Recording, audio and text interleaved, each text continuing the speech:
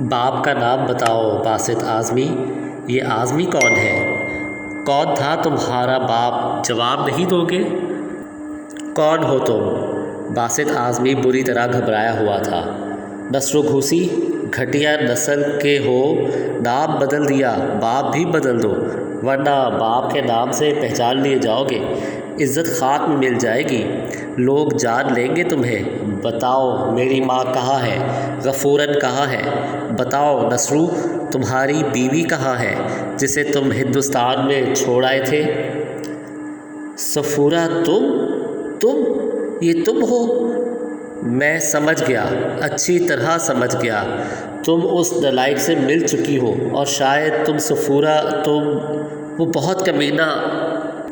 سنو باسط اعظمی، سنو میرے عظیم باپ، میری بات سنو۔ ان میں سے کسی کو برا بھلا کہنے سے قبل میری باتوں کے جواب دو، ورنہ بہت برا ہوگا، اتنا برا کہ تم تصور بھی نہیں کر سکتے۔ تم کہاں سے بول رہی ہو صفورہ؟ مجھے بتاؤ، حاکم علی میرا ماموں ہے؟ صفورہ نے اس کی انسنی کر کے کہا۔ چند لمحات کے تذبذب کے بعد باسط اعظمی نے ہاں وہ تمہارا ماموں ہے، لیکن زبان بند رکھنے کے لیے وہ ذلیل مجھ سے میری ماں کا نام غفورن ہے؟ ہاں تم نسرو دودھ والے ہو؟ ہاں یہ سب ٹھیک ہے، یہ حقیقت ہے، لیکن ڈیڈی میری ماں زندہ ہے، آپ کو علم ہے میری ماں زندہ ہے، اور آپ نے اس کے ساتھ جو کچھ کیا ہے خدا بھی اسے معاف نہیں کرے گا۔ جھوٹی شان اور عظمت کے لیے میں آپ سے کچھ نہیں کہوں گی ڈیڈی، سوائے اس کے کہ اب میں اپنی ماں کے پاس رہوں گی، مجھے آپ میری ماں کے ساتھ۔ صفورہ نے ٹیلی فون کریڈل پر پٹخ دیا۔ اس کی آنکھیں گہری سرخ ہو رہی تھیں۔ معمولی سے گھر میں اس وقت بڑی شخصیتیں جمع تھیں۔ بیگم جہاں آرا ہدایت پور، سیٹھ باسط اعظمی، سمن ظفری اور سعدی۔ باسط اعظمی بے چین نگاہوں سے اس دروازے کی طرف دیکھ رہا تھا جس کی دوسری طرف صفورہ وغیرہ موجود تھی۔ بالآخر صفورہ اپنی ماں کے ساتھ باہر نکلی۔ شکیلہ ان کے ساتھ تھی۔ باسط کھڑا ہو گیا تھا۔ صفورہ میری بچی، وہ بے اختیار رو پڑا اور روتے صفورہ کی طرف دوڑا، لیکن بیگم جہاں آرا نے اسے روک دیا۔ باسط صاحب پہلے اپنی بیوی سے ملیں، اب یہی صفورہ تک پہنچنے کا راستہ ہے۔ افسوس آپ نے ایک انسان کے ساتھ یہ سلوک کیا۔ ہاں مجھے احساس ہے بیگم صاحبہ، غفورن کو میں نے ابتدا میں ایک معمولی سی بات پر چھوڑا، لیکن بعد میں جھوٹی انا اور نام و نمود کی خاطر نسر و گھوسی کو باسط اعظمی بتانے کے لیے میں نے یہ سب کچھ کیا۔ میں سخت شرمندہ ہوں، انتہائی شرمندہ ہوں۔ نسرو ہے نا یہ؟ کہیں چلا گیا تمہارے تو اتنی دیر میں واپس آیا ہے؟ نکھٹو کہیں کے، دیکھو میری بیٹی آئی ہے، یہ اپنی صفو ہے، بڑی ہو گئی ایک دم۔ ہائے میرا نشہ ٹوٹ رہا ہے، میں مر رہی ہوں حاکم۔ غفورن نیم دیوانی کے عالم میں بول رہی تھی۔ سب کچھ لے آیا ہوں غفورن، سب کچھ لے آیا ہوں، اب تمہیں تکلیف نہیں ہوگی، میں نے نوکری کر لی ہے، چل اپنے گھر چلے، چل صفورہ، چل آجا صفو، گھر چلے آجا۔ غفورن نے ایک ہاتھ سے باسط اعظمی کو پکڑا اور دوسرے سے صفو کو پکڑ لیا۔ سب ٹھیک ہو جائے گا بیگم، سب ٹھیک ہو جائے گا حاکم بھائی، میں علاج کرواؤں گا، میں غفورن کا علاج کرواؤں گا، میں اسے بالکل ٹھیک کر کے پیش کروں گا آپ کے سامنے، میرا وعدہ ہے۔ ٹھیک ہے جاؤ، بیگم جہاں آرا نے کہا، اور باسط اعظمی اپنی بیوی اور بچی کے ساتھ باہر نکل گیا۔ بیگم ہدایت پور کو باسط اعظمی نے ہی اس مسئلے میں گھسیٹا تھا، ان کی معرفت ہی میں معاملات طے ہوئے تھے۔ بہرحال حاکم علی کے گھر سے واپسی میں سمن نے کہا، ثابت ہوا کہ یہ DDT لمیٹڈ کافی خطرناک ادارہ ہے، اسے محتاط رہنا چاہیے، اور بیگم صاحبہ مسکرانے لگی۔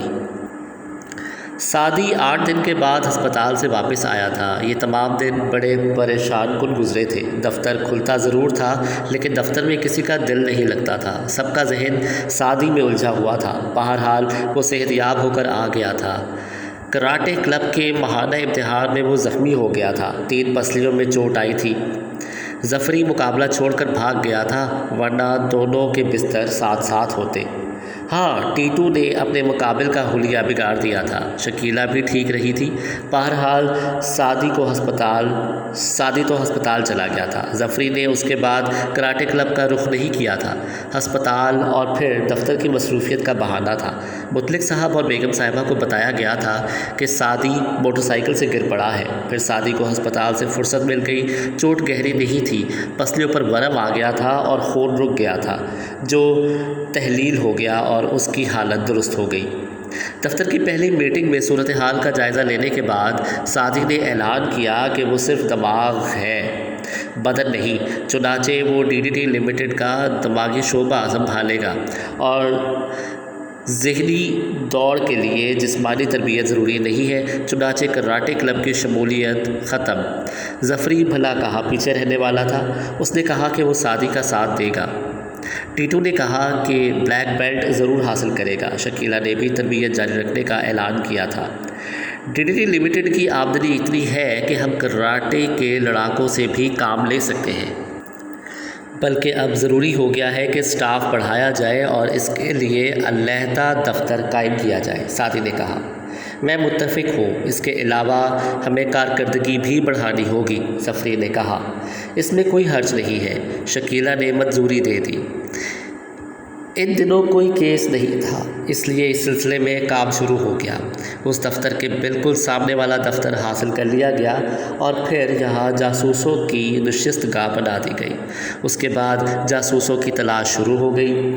کام کے لوگوں کا ملنا آسان نہیں تھا، اس سلسلے میں سب کوشش کر رہے تھے۔ پھر ٹیٹو نے 2 افراد کی سفارش کی۔ یہ کراٹے کلب کے لوگ تھے لیکن اسی کے ہم پلہ، ایک جادو تھا اور دوسرا ڈنٹھل۔ بھائی، لوگوں کی کھوپڑی خالی ہے، بھیجا بھی بدن میں گھل مل گیا ہے، لیکن اس خالی کھوپڑی میں جو چیز رکھ دو وہ وہی رہے گی۔ یہ صرف عمل کریں گے۔ دونوں بلیک بیلٹ ہیں اور بیکار ہیں۔ ٹیٹو نے ان کا تعارف کرایا۔ قابل اعتماد ہیں، کسی اونٹ کے مانند۔ ٹیٹو نے اونٹ کے بارے میں ایک نیا انکشاف کیا۔ تعلیم یافتہ ہیں، پکے تعلیم یافتہ ہیں۔ ڈنٹھل ہوٹل فریسکو میں روم ویٹر کے طور پہ کام کر چکا ہے، اس لیے اردو بھول گیا ہے اور بس انگریزی بولتا ہے۔ جادو نے بھی 6 سال اسکول پر احسان کیا ہے۔ تنخواہ؟ سعدی نے پوچھا۔ پیٹ بھر کھانا، کپڑا اور رہائش کا، باقی جھگڑوں میں نہیں پڑتے۔ گڈ، ان کی نوکری بھی ان کی تعلیم کی طرح پکی۔ 2-4 ایسے اور مل جائیں تو لے آؤ ٹیٹو، سعدی نے کہا۔ اس کے بعد ان لوگوں کی تربیت شروع ہو گئی۔ مسترب صاحب نے سب سے زیادہ جاسوسی ناول پڑھے تھے ان دنوں اور واقعی کام کے آدمی بن گئے تھے، اس لیے ان لوگوں کی تربیت کی ذمہ داری انہیں سونپی گئی تھی اور وہ خود بھی اس دوسرے دفتر میں منتقل ہو گئے۔ اس کے علاوہ افسر خریداری بھی انہیں ہی بنا دیا گیا۔ چنانچہ اس دوسرے دفتر میں انہوں نے ایسے انتظامات کیے کہ سعدی، ظفری اور شکیلہ دنگ رہ گئے۔ الیکٹریشین کو بلا کر مسترب صاحب نے جاپانی انٹرکام سیٹ نصب کرائے تھے اور اس طرح نصب کرائے تھے کہ کسی کو نظر نہ آ سکے۔ بس میز کے نیچے لگے بٹن دباؤ اور ضرورت پوری کر لو۔ بہرحال DDT لمیٹڈ ترقی کی منازل طے کر رہا تھا اور بڑی عمدگی سے یہ جاسوسی کا ادارہ پروان چڑھ رہا تھا۔ بہت سی خریداریاں کی گئی تھیں اور زندگی بہت عمدگی سے گزرنے لگی تھی۔ پھر 2 اور افراد کا اضافہ ہو گیا۔ ان میں ایک راشد تھا، تعلیم یافتہ نوجوان لیکن لاؤبالی فطرت کا مالک، بہت ذہین تھا اور یہ ظفری کی دریافت تھی۔ دوسرا قاسم تھا، یہ بھی اچھا خاصا پڑھا لکھا تھا اور اس نے DDT لمیٹڈ کے اغراض و مقاصد سمجھ کر اپنی ملازمت کی پیشکش کر دی تھی۔ گویا معقول ترین لوگوں کی اچھی خاصی تعداد جمع ہو گئی تھی۔ اس دوران چھوٹے موٹے بہت واقعات پیش آئے لیکن کوئی باقاعدہ کیس نہیں ملا تھا۔ اس دوپہر موسم خاصا گرم تھا اور وہ لوگ اپنے ایئر کنڈیشن کمرے میں بیٹھے ہوئے انگڑائیاں لے رہے تھے۔ ٹیلی فون کی گھنٹی بج اٹھی۔ ریسیور سعدی نے اٹھایا تھا۔ دوسری جانب سے کھردری سی آواز سنائی دی۔ DDT limited? ہاں فرمائیے، کس سے ملنا ہے آپ کو؟ یہاں کی کسی ذمہ دار کارکن سے۔ آپ بے تکلفی سے اپنا مقصد بیان کر سکتے ہیں۔ اس ادارے کے بارے میں سنا ہے، معاوضہ لے کر لوگوں کی ہر طرح سے امداد کرتا ہے، کیا یہ درست ہے؟ سوال کیا گیا۔ یقیناً، بشرطے کہ اس امداد میں قانون کو الجھن پیش نہ آتی ہو۔ میرا خیال ہے ان الفاظ میں میرا مقصد واضح ہو جاتا ہے۔ ٹھیک ہے، رات کو 7:30 بجے فائزرس کی چھت پر مجھ سے ملاقات کرو۔ ہوٹل فائزرس؟ سعدی نے سوال کیا۔ ہاں، اسی کی بات کر رہا ہوں۔ فائزرس پر روف گارڈن ہے، اسی گارڈن میں آ جاؤ۔ میں تمہیں نہیں پہچانتا، لیکن اگر تمہارے کوٹ کے کالر میں گلاب کی 3 کلیاں لگی ہوئی ہوں تو میں تمہیں پہچان لوں گا۔ اتنے گھماؤ پھراؤ کی کیا ضرورت ہے؟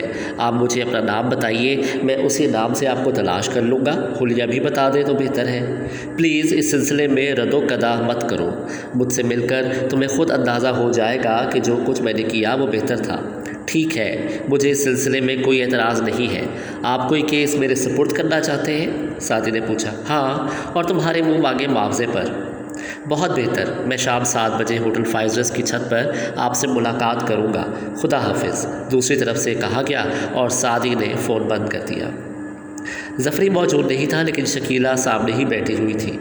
ہمارے شایان شان، سعدی نے جواب دیا۔ ہوٹل فائزرس کی چھت پر؟ شکیلہ نے پوچھا۔ ہاں۔ اور کوئی بات نہیں بتائی؟ نہیں، ظاہر ہے ساری گفتگو فون پر ہی طے نہیں ہو جاتی، سعدی نے جواب دیا۔ شام کو 7 بجے وہ ایک خوبصورت لباس میں ملبوس ہو کر ہوٹل فائزرس پہنچ گیا۔ ہفتے کا آخری دن تھا۔ فائزرس کی چھت پر بہت رش تھا۔ یوں بھی موسم دن بھر سخت گرم رہا تھا، لیکن شام ٹھنڈی ہو گئی تھی، اس لیے فائزرس میں آنے والوں نے چھت کا ہی انتخاب کیا تھا اور تقریباً تمام میزیں بھر چکی تھیں۔ فائزرس کی چھت کو گارڈن کی شکل دے دی گئی تھی اور یہاں مصنوعی طریقے سے گھاس اگائی گئی تھی، پھول لگائے گئے تھے، اس لیے یہاں کا ماحول بے حد حسین ہو گیا تھا۔ چھوٹے چھوٹے تراشے ہوئے درختوں میں بجلی کے رنگین کمکمے جھانک رہے تھے اور ان کے درمیان لگی ہوئی میزوں سے نکری کمکمے ابھر رہے تھے۔ بہت سے لوگ بیٹھنے کی جگہ حاصل نہ کر پانی کی وجہ سے کھڑے ہوئے مشروبات سے شغل کر رہے تھے، کچھ گھاس پر ہی بیٹھ گئے تھے۔ سعدی مختلف میزوں کے درمیان چکراتا پھرا۔ 10 منٹ گزر گئے۔ اس کے کوٹ کے کالر میں گلاب کے 3 ادھر کلیاں لگی ہوئی تھیں جو ملاقات کے خواہش مند کی فرمائش پر لگائی گئی تھیں، لیکن ابھی تک کوئی اس کی طرف متوجہ نہیں ہوا تھا۔ بہت سے لوگ مختلف تفریحات میں مشغول تھے۔ دفعتاً سعدی کے اوپر تیز روشنی پڑی اور وہ چونک پڑا۔ اس نے اس لڑکی کو دیکھ لیا تھا جو نارنجی بلاؤز اور کالے اسکرٹ میں ملبوس بے حد اسمارٹ نظر آ رہی تھی۔ آنکھوں پر سنہرے فریم کی اینک لگی ہوئی تھی اور ہاتھ میں ایک کیمرہ لٹکا ہوا تھا۔ سعدی نے اس کی طرف دیکھا اور لڑکی نے رخ بدل لیا، جیسے اس بات کا اظہار کر رہی ہو کہ تصویر سعدی کی نہیں لی گئی بلکہ فلیش لائٹ کے جھماکے میں وہ بھی آ گیا ہے۔ لیکن یہ روشنی اتنی بھرپور تھی کہ سعدی کو یقین تھا کہ یہ تصویر اسی کی لی گئی ہے۔ آخر کیوں؟ اس نے دل ہی دل میں سوچا۔ ویسے لڑکی کو اس نے نگاہ میں رکھ لیا تھا، وہ اس بات کو نظر انداز نہیں کر سکتا تھا۔